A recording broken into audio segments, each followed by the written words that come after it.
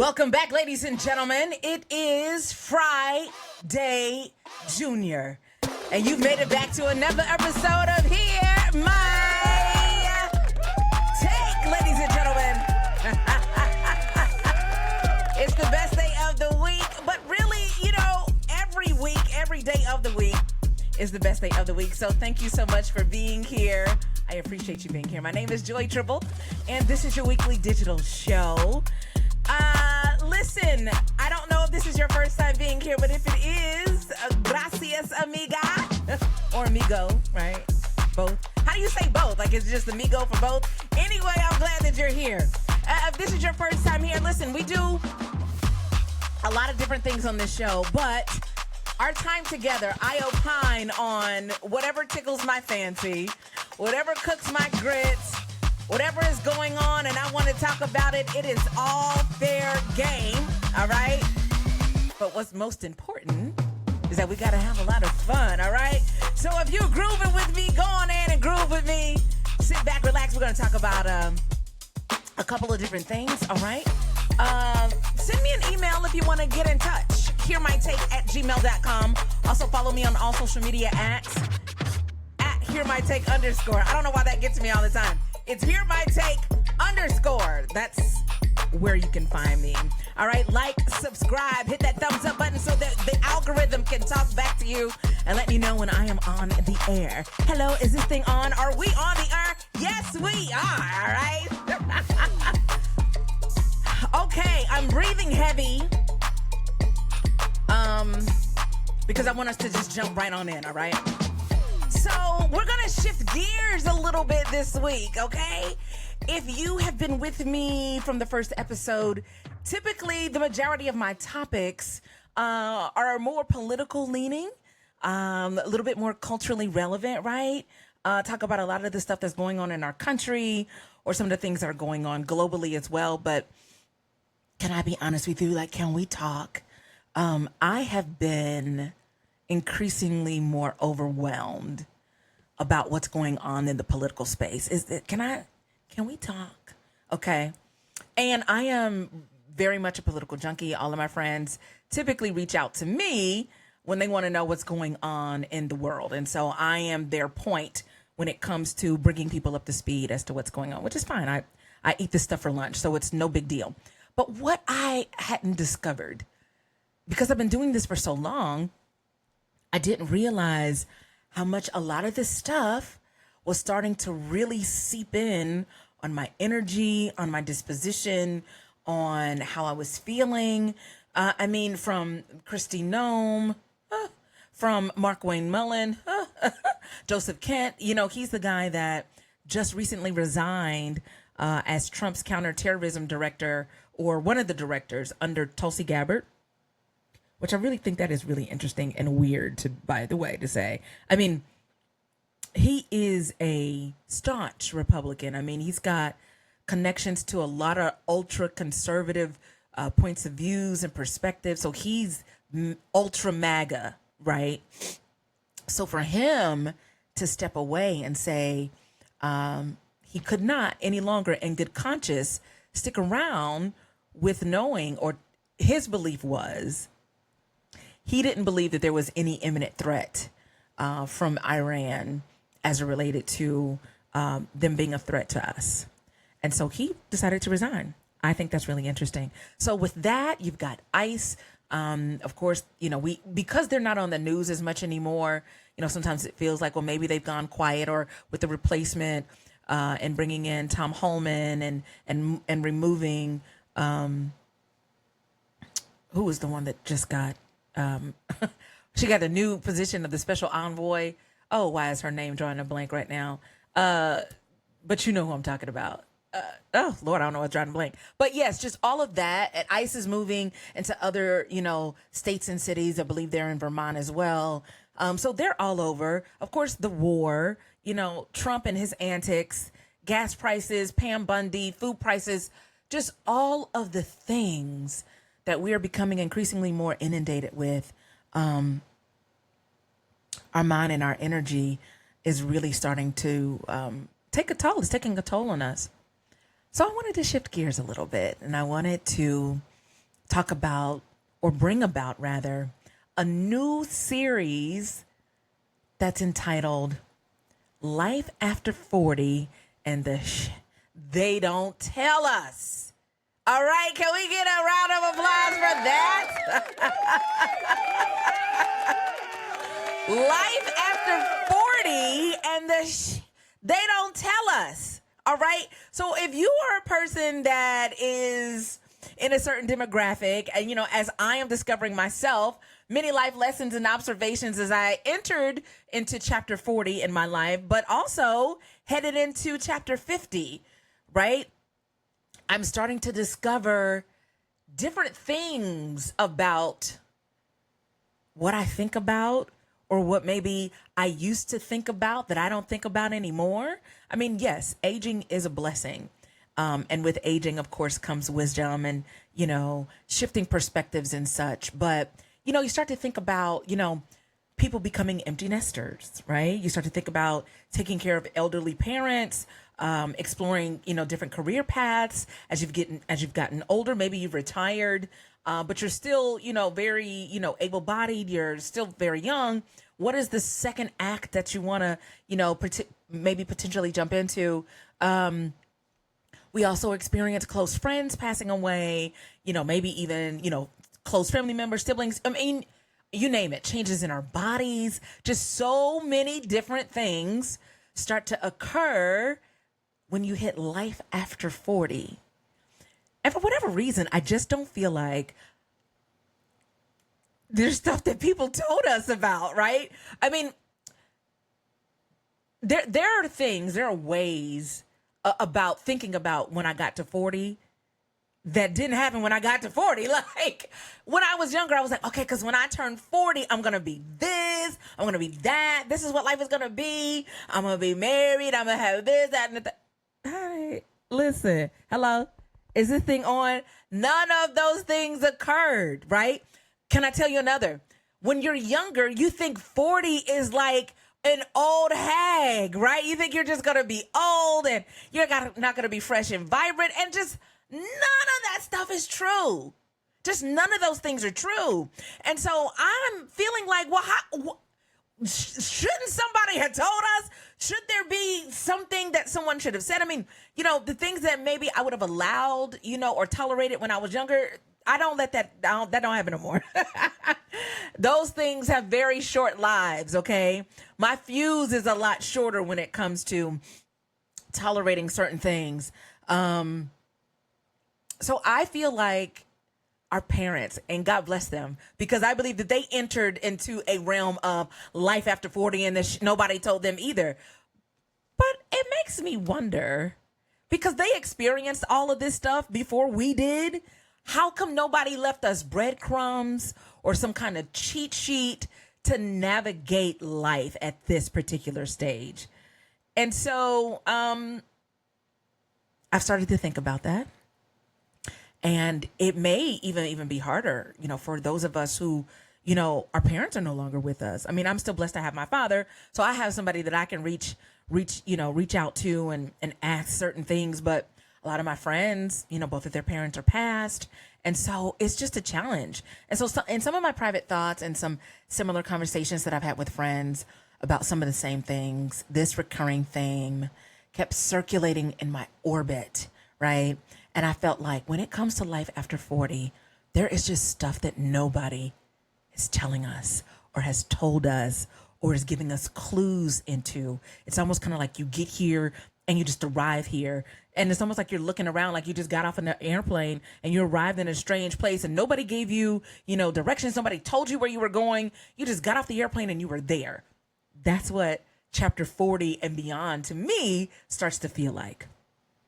So, can we be each other's support system and community regarding this? I mean, there are things that, maybe if you've discovered and you have some insight on that you want to share with the rest of us, and we might need some wisdom, get in those comments, all right? Sharing is caring. And so tell us what it is that you may have learned, right? Something that you experienced, because I just think we all need to glean from each other. Take notes, like, let me copy off your paper, all right? I don't think I'll get in trouble if I'm like, hey, what did you deal with this? And is this how you feeling? So I wanted to kick this off because I believe that there's so much that we can talk about and we can explore as it relates to that. And so one of the first things that I have ever had to do as it relates to experiencing new things after 40, and the stuff that I don't think anybody told me was, have you ever divorced a friend before? We talk about divorce with spouses, separations in relationships, but I don't know if enough people talk about when you separate from a friend. There's that divorce. There's a sever that occurs with a friend, and I don't know if you've ever had that urge, right? That a relational season with someone that you cared about was coming to an end, that you no longer feel aligned or congruent on certain things. And personally for me, I never thought that that was something that I would experience, that I would have to do. And here's the thing. I have a very intimate group of friends that I do life with, okay? I don't have that many people that I call friend, right? I do think that in our current society, we sort of use, hey, friend, what's up, friend? And that's more of, I think, a term of endearment, which I'm totally fine with. I do it all the time. But my core, my board of directors, my board of directors in life, that's a very, very, very small number. And so as it relates to this particular person, I don't know for sure if I knew this was coming. I did, though, feel that there were some inconsistencies in our relationship that I was certainly starting to notice. And it was also interesting that while I understood the value in what we shared, I also felt growth was happening and moving me in a different direction. And can I just be honest with you? That was a little bit scary to me because we had been friends for close to 10 years, and when you've been friends with that person for that amount of time, that's a whole decade of your life. And I mean, I enjoy their company. We had progressive conversations. It was easy. It didn't lack substance. It was enriching. It was all of those things. So, and those are some of the things that we tick off, right, on our list of, incorporating somebody into our life. What value do they bring to me? What value do I bring to them? And to me, honestly, a lot of those boxes were checked, right? And I'm also not the kind of person where I thrive in environments where I need yes people. That doesn't work for me. I don't need echo chambers and all of that. Like, I'm okay with varying perspectives and views. I'm totally okay with that. I do thrive in environments where, iron is sharpening iron, and where I can pull your coattail and you can pull mine. Like, hey, girl, I don't know if that was appropriate. I don't know if you handled that the right way. I think those kinds of relationships are the ones that we should seek out and by all means, maintain and hold on to, right? But there were some hesitancies and some concerns that I started to feel. And I'm pausing, a little bit because I'm still reflective, right? I'm still thinking about that, and especially because it is something that I've never had to encounter, right? But a good friend of mine told me, they said, conflict is growth trying to happen. I thought that was profound. Conflict is growth trying to happen.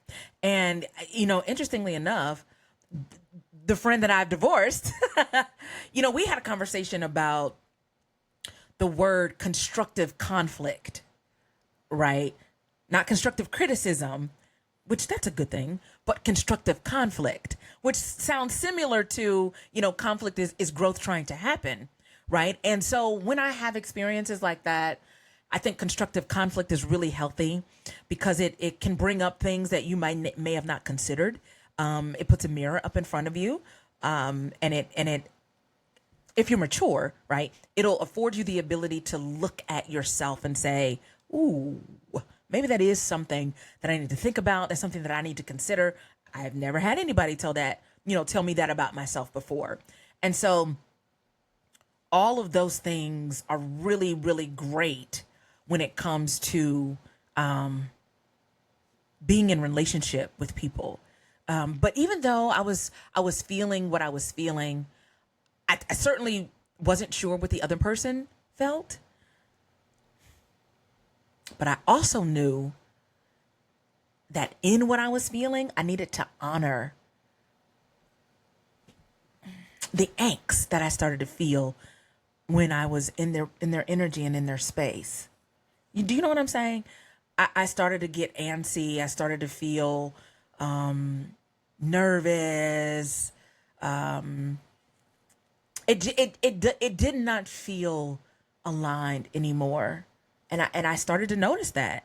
And look, when we have relationships with people, in doing life, I'm not the person of the mindset that thinks that that everything needs to be perfect. I mean, when you do life with people, you have to absorb them, the good, the bad, the ugly, the unpredictable, all of those things that come in doing life with people and having relationships with people, that comes with them too. Now, you do have to decide how much of that you want to incorporate as to not enter into a toxic environment with said person. But I do think that when you are in a relationship with people, you still have to learn people, right? And learn what people are good for you and what people are bad for you. And even when conflict comes up, again, constructive conflict can be a really great thing. But I did have to, in my discovery as to where the direction of our relationship was going, I did have to give myself permission, right, to push the "this no longer works for me" button. And that was tough. That was really, really hard for me. Because I cared a great deal about this person. I love the person, but I also started to feel like I was being weighed down by not releasing that person. And that is what made me feel that I needed to pull the trigger and make a decision that, even though I knew it was right, it also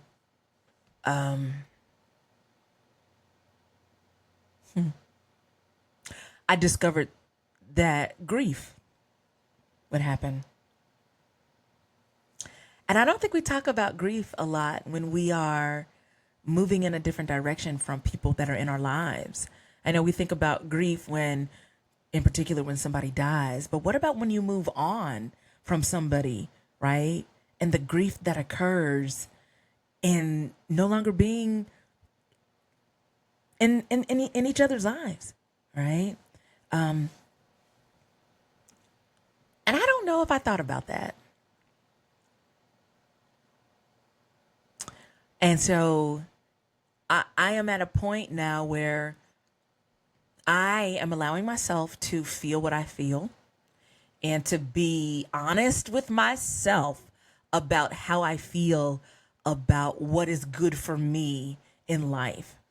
A friend of mine says, he's 50 now. And so his tolerance level has shrunk. He doesn't tolerate a lot of stuff.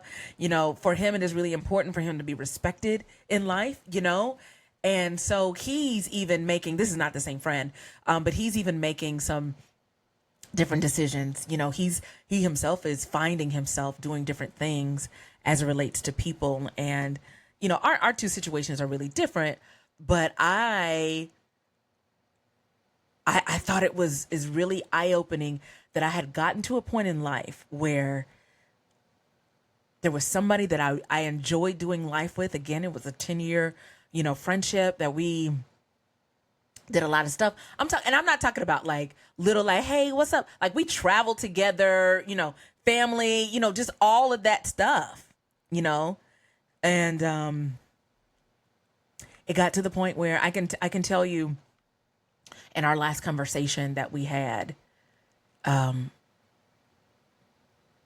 and I just expressed, although we've come to the end of the road, I could let go. And when I finally said it, y'all, my heart rate dropped like 75 points. I am telling you the truth, or beats, right? 75 beats, because I just had that anxiety. And because I started to feel that anxiety more and more and more, every time we connected or spoke or were on the phone or whatever, I could not calm myself down. And I thought, dear God, this is just not healthy. You know what I mean? Why do I feel like this? What is this about? What is this coming to teach me, right? And not so much about the person, but what is it coming to teach me about myself? What is it coming to teach me about the choices that I can make about what I want for myself? And so, as soon as I did that, I felt lighter. I know my pastor talks about when people come into his life, he blesses them when they come and he blesses them when they go. And I just thought that was so brilliant. He said, because whatever that season was that we were supposed to experience together, I bless it because it came and for whatever it came to teach me, but I'm blessing it as it goes or as they go, because apparently that lesson is over and I've gotten what I need to get and it is time for me to turn a page. And I thought the first time I heard that, I was like, well, dang, you could just let go of people like that. But I understood there was wisdom in that, because there was a song, I'm not going to sing that one, but the lyrics are, experience is a good teacher. And so the experience that I had was great. I learned a lot about myself. And I hope to take those things into the next phase of life. You know, when the GPS system, when you're driving and you go too far, you miss your exit or whatever, it never says, made a mistake. You made a mistake. It never says that. It simply just says, recalculating route. Recalculating route. And you see where the next off-ramp is. You get on the off-ramp, you take it, and it redirects you back on to your path. And so if you've ever had to divorce a friend, if you ever had to remove yourself from a situation that was no longer serving you, and hopefully you did it with enough thought, right? With enough care for the person's heart, right? Because just because you are done, that person may not be done. And I believe that you need to handle people with care. When I got to that point with this person, and I'm gonna tell you this too, I had never said this. I had never said this before to anybody either, but I said, I want you to know that I care for you. I love you. I appreciate your contribution into my life. I pray that the Lord blesses you, that he blesses everywhere your feet touch, everywhere your hands touch. I pray that he blesses your children and your grandchildren, and everything that you do prospers. But our journey comes to an end here. And I had to look at myself. I was like, well, girl, who are you? Because I just never, I felt in that moment, I felt the growth, even in myself, that I would end it on that. I don't mean to say it like normally I would be, bombs over Baghdad. That's not what I'm saying. But I'm saying, when you have to separate with people, normally it's just like, well, all right then. Well, you take, take care. All right. And, we do it kind of smug, like, well, go ahead on it. It was none of that. It was, thank you for being a friend. Oh, yeah. And go ahead on. And Godspeed, right? Thank you. And this is where we get off. And the thank you was for everything that I learned. The thank you was the time that we spent. The thank you was you came into my life for a season, clearly for a reason, but just not for a lifetime. And I think maturity says that we have to think about those things and be willing to confront what is no longer serving us. Because ultimately, if you don't, it'll weigh you down if you don't release them. And what it'll also do, it'll block who and what is supposed to be in your life. Have you ever thought about some of the things that you're holding on to and you're holding on to them for too long? And you may feel like, well, why is my life feeling stagnant? And it doesn't feel like I'm progressing or things are moving in the direction that I thought that they should move in, at this particular stage in life. I mean, sometimes it's just not time, but also it's that we're carrying things with us that cannot go into our next season. And so the next season is being held up because you're taking things that are no longer authorized to go where you're going next. And so in an effort for your door to open, you got to drop them bags off. And so I experienced that. And while I am also currently experiencing the grief that comes with it, and not in the sense where it's not the kind of grief where you're like boo-hooing and you can't get out of bed and you got the blinds drawn and you're not eating because of depression.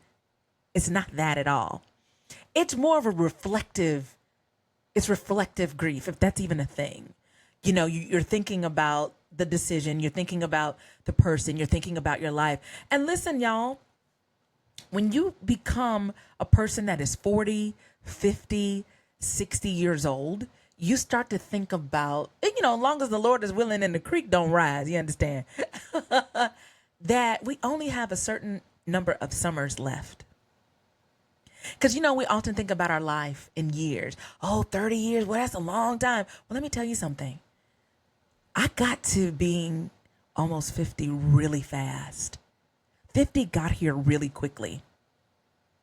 And the days are long, but the years are really short. And when you think about life in terms of summers, you start to realize that there are more of them bad boys behind you than they are in front of you. And it's important that we come to certain points in our life where we say, for the rest of my life, or for the next stage, let's not even go that far down the road. For the next phase and stage of my life,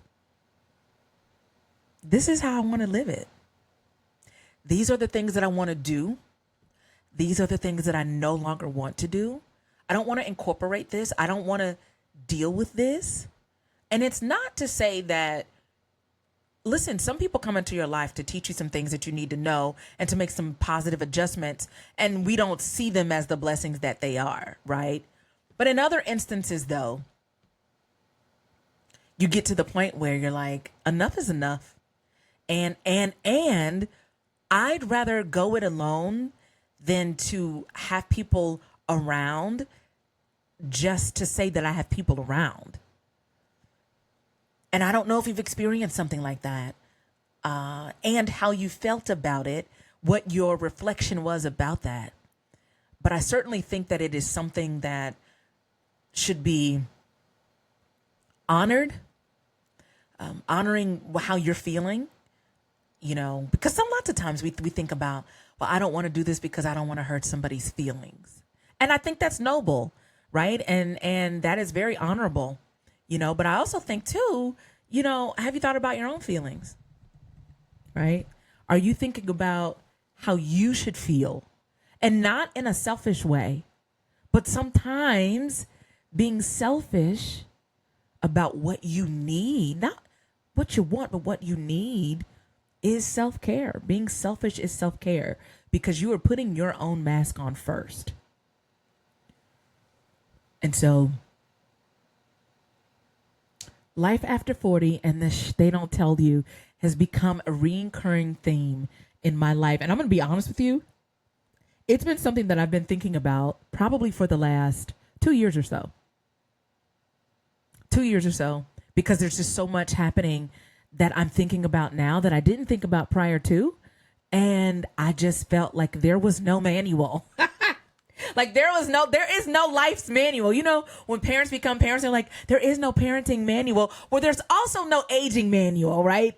And nobody tells you that you're going to divorce a friend. Nobody tells you, you know, about the things that you feel when you get laid off.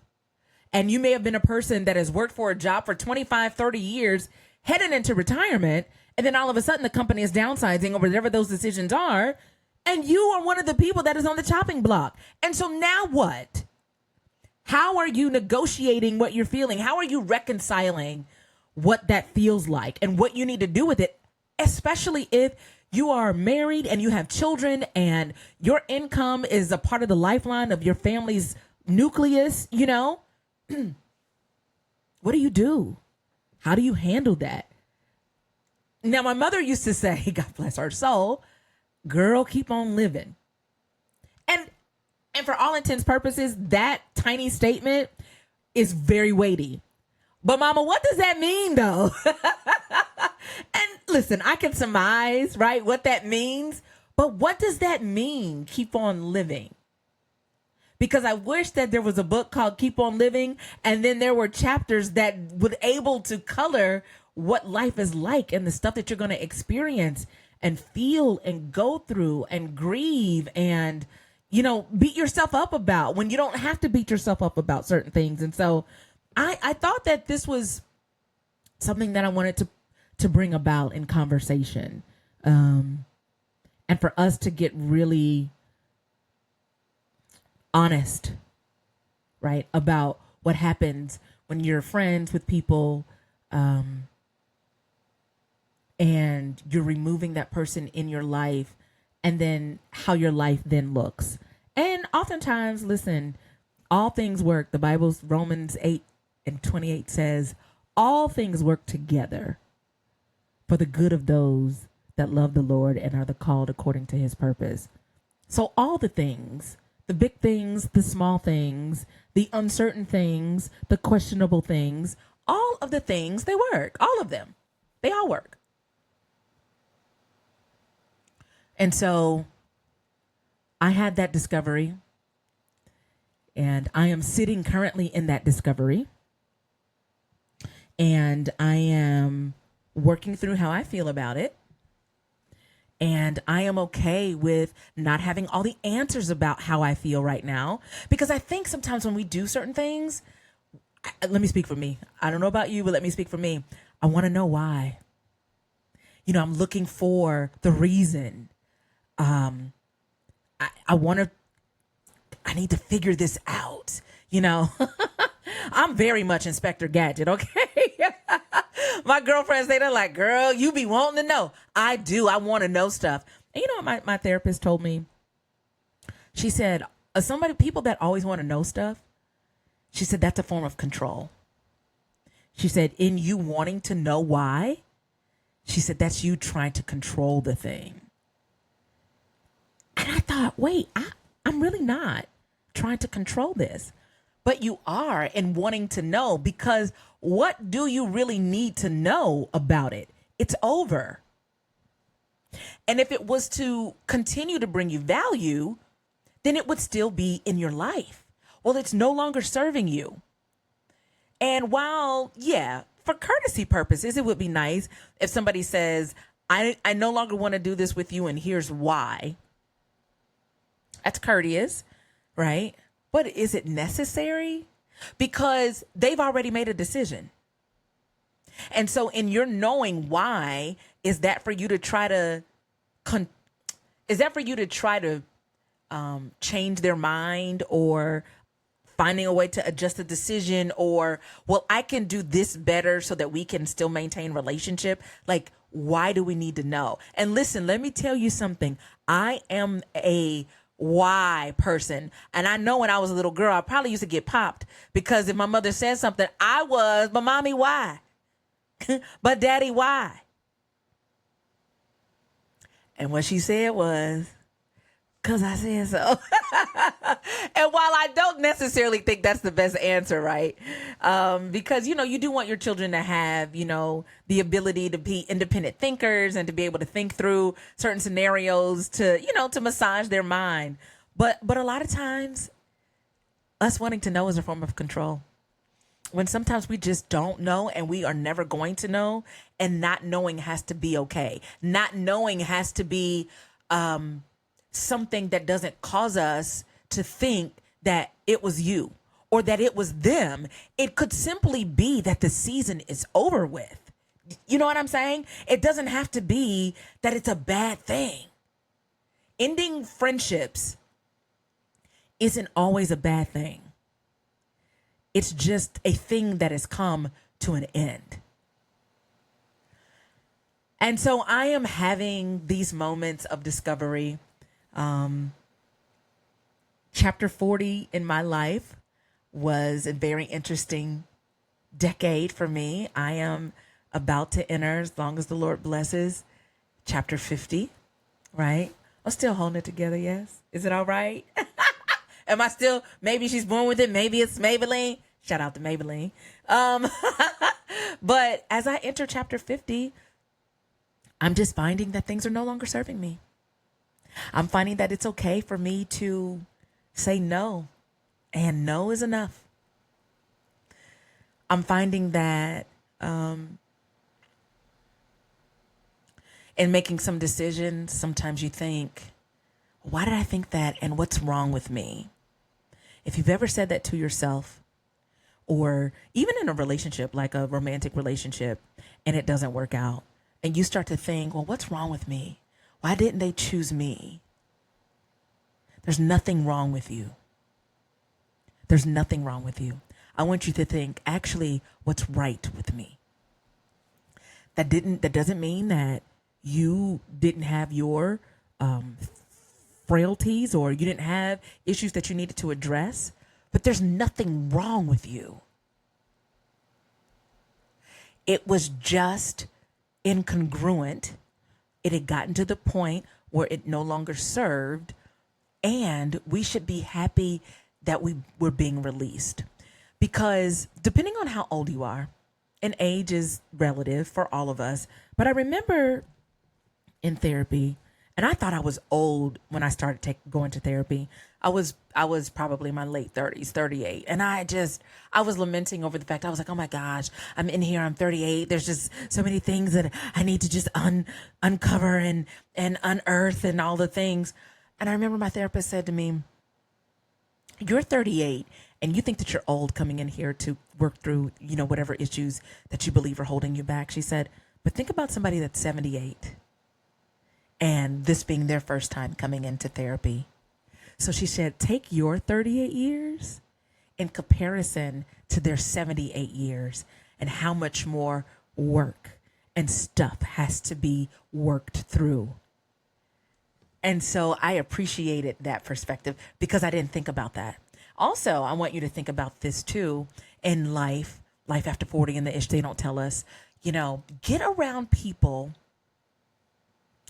who are 20 years younger than you and have people in your life that are 20 years older than you, because that will give you some really great balanced perspective on life. I challenged some friends. I think I went live on social media, and I read something about a person who was in a dream, and in their dream, they were 85 years old, right? And in that dream, they dreamed that when they woke up, they would be 45. This is an 85-year-old person in a dream, and in their dream, they were 45 years old. And they thought about all of the stuff that they would do, or they would try, or they would attempt, or they would, no longer do, or, remove certain people in their lives. They just started talking about being 85 now and what they wouldn't do to be 45, and all of the adjustments that they would make and do differently if they had another opportunity to do that. And then when they woke up, that person was young. They were 40. So this is all happening in the dream. In real life, they woke up and they were 40, right? And I thought, whoa, wait a minute. So if I think about myself right now and think about how old my dad is, or how old my grandmother, was when she passed, she was 92. My grandmother was 92 when she passed away. So to think about how old she was and me, I'm not even 50 yet. And if I live as long as she lives, I have easily another 40 years. And my grandmother lived a good life. Baby, she was one sassy, classy woman of she was enriched. She was all of those things, right? And so when she got to 90, I mean, listen, my grandmother was so sassy, baby. She was still driving, I think around 85, 88. I think that's right, Daddy, if that's right. But yeah, she was about 88 before they took her keys. So she lived. So imagine, I'm not even 50 yet. The life that I live between now and then, knowing that I have all of these years where if things don't feel right, if people in my life are no longer serving me, if behaviors that I'm doing are no longer serving me, I have ample opportunity to course correct that, and to begin to live a life differently than maybe what sometimes we just get to a certain point in life and we was like, well, I'm too old. My father always says to me, girl, you are still so young. And me, I'm thinking, Daddy, I'm getting older. And he was like, older, but you are not old. You're not as old as you think you are. And that's why I'm telling you to get around people that might be 20 years older than you, because that's perspective that I'm not thinking about the same way he's thinking about. And I need to value what he's offering me in terms of, you're not as old as you think you are. You're just not. And that was something that I wanted to hold close to me. That was something that I didn't want to discount, because my dad is almost 80 and my father is just as sharp and spry and independent and able-bodied, and the whole aging thing, that is not, I mean, yes, he's older, but my father is very capable, and so thinking about the wisdom that he's imparting into me, because he still says I got milk behind my ears. And I'm like, no, wait a minute, Daddy, I ain't that old. He's like, girl, please, you got milk behind your ears and milk on your breath, okay? But what he's sharing with me is really valuable. So when you think about your own life, I want you to think about that. Think about getting around people that are 20 years older than you, that can give you that wisdom about what age looks like for them and where you are now, and the opportunity that we have to correct course if you feel like your life is not going into the direction that you wanted to go in, and make those adjustments. And then yet you've got the 20 years younger people. You can impart wisdom into them. You can see how much of a fresh perspective that they have on life, the risks that they take that we might not take at our age, right? Because we're like, man, listen, life is getting old. I don't want to do all those things. But can I also offer something up to you? I got excited now. Have you ever wondered why? I mean, I know why, and we can talk about that if you want to. But have you ever wondered why, the mantra or the saying is, work well, and then you can retire. And when you retire, you can go and travel and do all of the things that you've always wanted to do. Okay, hold up. You work for 30 years, okay, 40 years now, because life expectancy is longer. And hell, Dr. Oz thinks we should work longer so that we can keep putting money into the Social Security system, which I think is bogus. But we could talk about that at another time, because we're not talking about politics right now. But they want you to work and then retire and do all of the fun things. Think about this. At the time that we are working, that's probably the prime of our lives. We're the youngest that we're ever going to be. We, have fresh ideas. We are willing to take more risks when we're younger. And yet, and I don't want to use the word waste because it's not waste. Working is honorable, right? But you're using a lot of that time to work for someone else, putting your life on hold in a sense, waiting till after you've worked for someone else. And then you go and you live your life. But then you're 60. Then your knees crack a lot more when you get out of bed versus when you're 30. Have you ever thought about that? While it's, go and get a great job and then you work for 30 years and then you retire and then you go travel the world. You've got your retirement, all these things. And it's like, wait a minute, that's tricky propaganda. Because all of my good years have been devoted to working for someone. And now the years that I have left, and not that they aren't good years, but you certainly are older. You certainly don't have the energy that you once had. Now, you may have more expendable income, right? Which is fantastic. But travel, if done right, does not have to be expensive, right? I've been really fortunate to be able to travel to a lot of places, and I'm young and I'm able to experience those now. But I just wanted to pose that to you. Have you ever thought about why they language work that way, and you're working and it's great, and when you retire, that's when you go travel. Baby, travel now. Tomorrow is not promised. A lot of people, when they retire or not soon after, a lot of them die, right? And so you didn't even get enough time to experience life in the freedom that they, tell us about, nor do you get to spend the money in retirement that you put in your 401k and into your investments and all of these things. So I want us to think about that. And I know I shifted gears a little bit from divorcing a friend, but it all encompasses life after 40 and the things that you discover when you hit this particular demographic in life. And so I wanted to share that. I wanted to explore that. I was curious about if anyone else entered into a situation where they had to divorce a friend. If this was something that they discovered more as they got older, that some of the things that they,